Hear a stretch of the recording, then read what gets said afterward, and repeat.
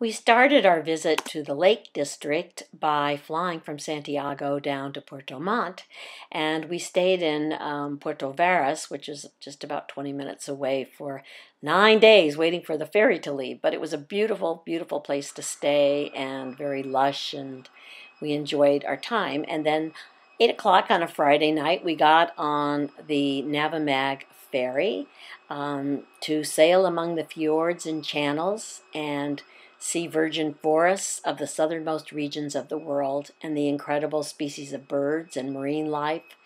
It was just a fabulous, relaxing trip. And we did that rather than fly down to Puerto Natales.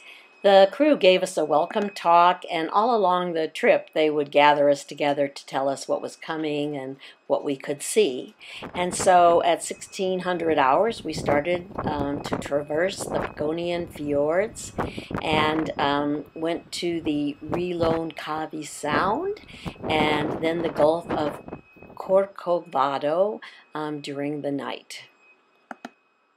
The second day, we went through the Gulf of Hardships, saw cypress forests, and we actually saw some toninas, which are some dolphins. We didn't see the sea lions, although we saw those later, and a lot of wild birds. And then at nightfall, we actually entered the open sea, so it was a little rough. We didn't see the humpback whales, though, because it was nighttime.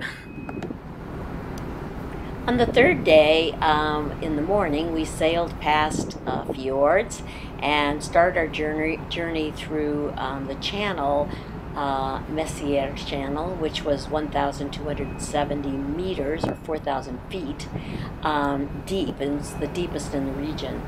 And as we sailed up the channel, we saw the cargo ship, the Captain Leonidas, which ran aground in 1970. I thought it went well with the mermaid story as the ghost ship. Evidently, the captain wasn't doing very well financially, so he purposefully unloaded all his the cargo that he had on the ship and his sailors, and then he ran it aground and said he had made a mistake. He ended up going to jail.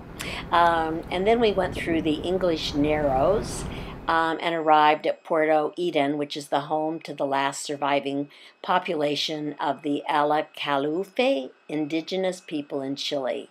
And these people originally just lived on boats, very much like canoes, and they would go ashore periodically. But Chile has talked them into staying on land now, and so the only way they can get to this island or back to Santiago or anywhere, or Puerto Montt or Puerto Natales for services, is through this ferry boat, which comes every couple of days.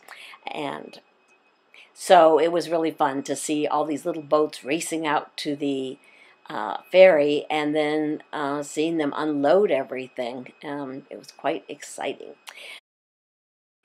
On day 4, very early in the morning, we went onto the deck to see the White Narrows and to get very close to Puerto Natales. The Sarmiento Channel is the narrowest stretch of voyage, and you could almost reach out and touch from side to side.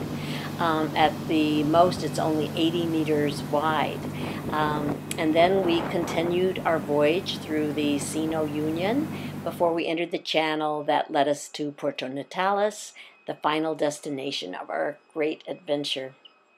When we landed in Puerto Natales, it was great fun to watch all the men unload the ferry and just see all the different things that they had to do to let everybody get off safely. We had to pull our bags down 3 flights of very narrow stairs and then out through trucks, and one of the cargo trucks actually had horses in it.